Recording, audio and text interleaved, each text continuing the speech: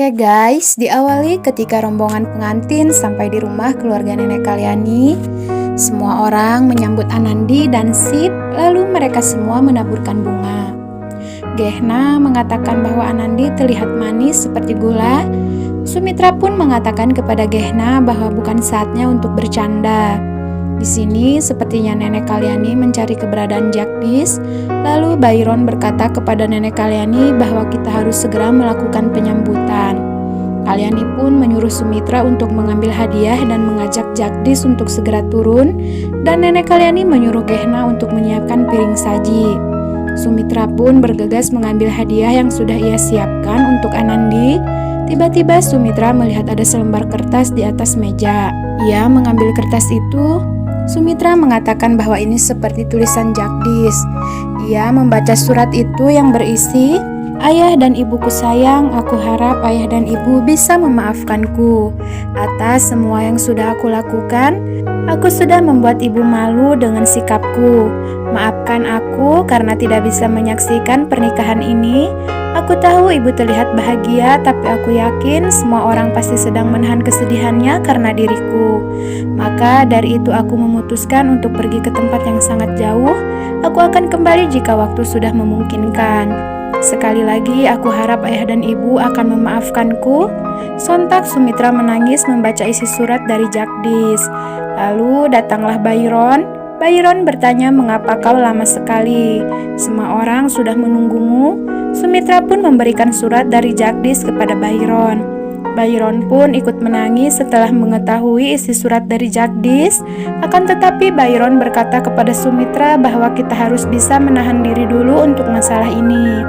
"Ayo kita turun, semua orang sudah menunggumu." Kemudian Gehna memberikan piring kepada nenek Kalyani. Nenek Kalyani merasa heran mengapa yang turun hanya Sumitra dan Byron. Akan tetapi sepertinya Byron memberikan kode kepada nenek Kalyani. Nenek Kalyani berkata kepada Sumitra bahwa upacara adat akan segera dimulai. Terlihat Byron memasangkan sindur dan juga hadiah kepada keluarga mempelai laki-laki. Lalu Anandi mencelupkan tangannya ke sindur dan menempelkannya di dinding. Terlihat Anandi menahan kesedihannya. Pasalnya ia teringat masa di mana dulu ia menikah dengan Jagdish dan melakukan upacara adat yang sama.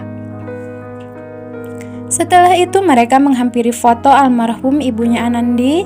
Kajan berkata, "Lihatlah istriku, putrimu sangat cantik sekali. Kini ia sudah menikah dan terlihat sangat bahagia. Aku berharap kau ada di sini di samping putrimu." Namun takdir berkata lain. Kajan pun menyuruh Anandi dan Sip mendoakan mendiang ibunya Anandi. Lalu nenek Kalyani berkata, "Lihatlah putrimu sudah menepati janjinya. Ia melakukan pernikahan dengan pria pilihanku." Anandi sudah bahagia bersama suaminya. Lalu mereka pun melakukan upacara selanjutnya.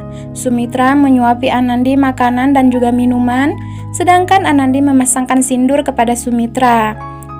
Di sini Anandi tak kuasa menahan rasa sedihnya, begitupun juga dengan Sumitra. Mereka pun saling berpelukan seraya menumpahkan semua kesedihannya. Lalu Anandi berjalan menghampiri nenek Kalyani. Nenek Kalyani mengatakan bahwa ia senang meminum teh jahe buatan Anandi setiap hari. "Setelah ini saya akan melakukannya, tapi mungkin berbeda. Wanita tua yang ada di hadapannya adalah favoritnya. Bagaimana nanti aku akan melangsungkan hidupku tanpamu, nak?" Nenek Kalyani memberkati Anandi, "Semoga Tuhan yang agung memberimu kebahagiaan yang abadi." Lanjut Anandi menghampiri Pasan dan memasangkan sindur kepada Pasan. Pasan berkata kepada Sif, "Jaga Anandi putri kami, jangan sampai setetes pun air matanya keluar. Jika sampai terjadi, maka aku akan memberimu perhitungan." Singkat cerita, akhirnya dengan berat hati Anandi harus pergi meninggalkan rumah keluarga nenek Kalyani dan ikut pulang ke rumah keluarga barunya. Di sini Anandi benar-benar tak kuasa menahan air matanya. Bagaimana tidak, pasalnya setelah bertahun-tahun ia hidup bersama keluarga nenek Kalyani, bahkan sudah berasa seperti keluarganya sendiri. Ketika di perjalanan menuju rumah Sif, Anandi masih saja menangis dan melamun. Sif bertanya, "Apakah kau masih meragukanku?" Anandi mengatakan, "Aku tidak meragukanmu, hanya saja aku tidak bisa membayangkan bagaimana rasanya menahan rindu kepada mereka. Pasalnya banyak sekali kenanganku bersama mereka semua." Mereka mengajarkanku tentang kebaikan, bahkan berbagi semua rasa.